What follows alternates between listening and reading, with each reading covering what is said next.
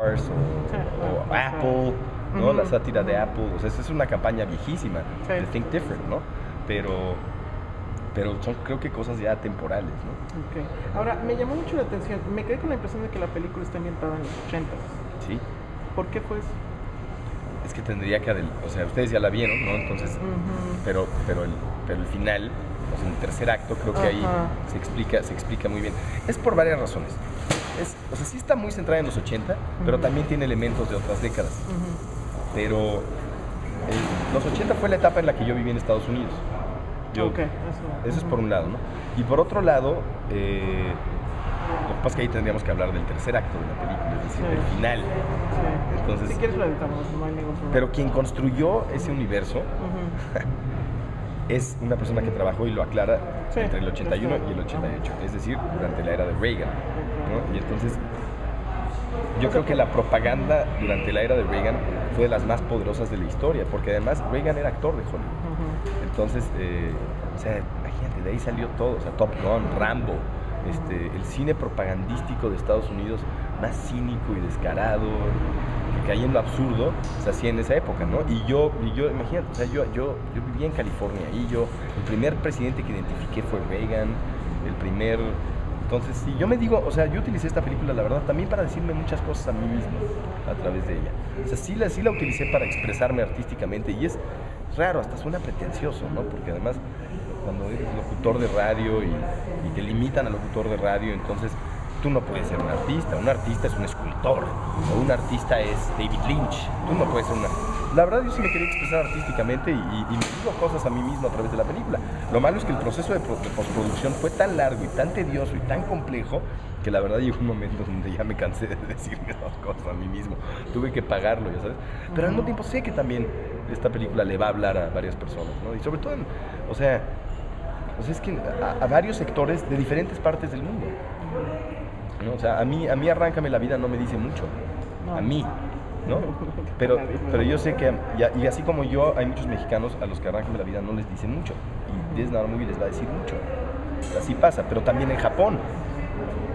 Y también o sea, podríamos ahorita tener una reunión multirracial con un tipo de Indonesia, con un japonés, con un gringo, con un canadiense, con un australiano, y nosotros mexicanos, y con un guatemalteco, y con un brasileño, y todos vamos a entender esas referencias, porque finalmente, pues, o sea, la cultura popular de Estados Unidos fue parte fundamental de su proceso de neocolonización, y es nuestra cultura también, ¿no? O sea, ahora, definitivamente también... Para bien o para mal, eso es, ¿no?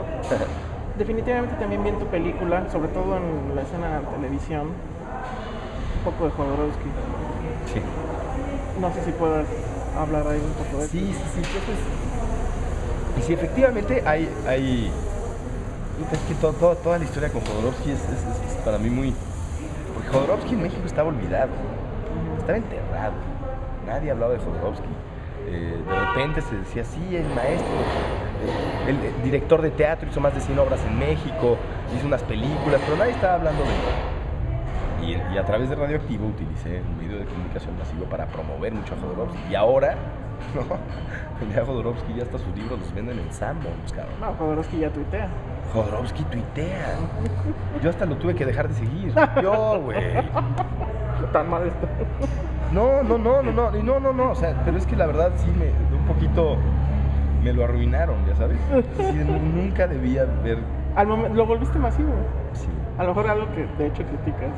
Sí, por supuesto, pero es que yo también me critico, o sea, yo manipulé mucha gente, yo llevé gente a conciertos, yo hacía anuncios todo el tiempo, o sea, es que yo también he hecho, yo he sido eso, cabrón. O sea, entiendo cómo funciona, o sea, no es lo mismo alguien que hace críticas a los medios, y yo he estado ahí, he visto cómo funcionan, cómo se dan las políticas, ¿no? ¿Qué pasó con Radioactivo, todo eso? Pues yo lo viví en carne propia, ya sabes, y cómo se estaban dando esas dinámicas, y cuando se fusionó cuando Ferriz de Con se incorporó a Imagen, y entonces las políticas sucedieron ahí, y en fin, bueno. ¿En algún momento te volviste columnista política incluso?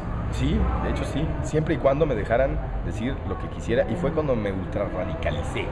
O sea, yo estaba, ya sabes, promoviendo la otra campaña del Ejército Zapatista de Liberación Nacional, el movimiento que en ese momento era el que menos simpatizantes tenía, yo estaba con esos, ¿no? O sea, los ultra radicales, ¿no? en el periódico de derecha de México. Entonces dije, va, siempre y cuando me dejen decir lo que yo quiera. Y es que esa es mi política o mi filosofía. O sea, si el podcast lo patrocina Telcel, no me importa siempre y cuando pueda decir lo que se me... ¿Sabes? Ese es el... Ok, ahora, ya para terminar, ya hubo ayer una proyección de tu película y ya hay reacciones en Twitter. Y no me he asomado, ni me he querido asomar. Bueno, pero... Los trolls atacan.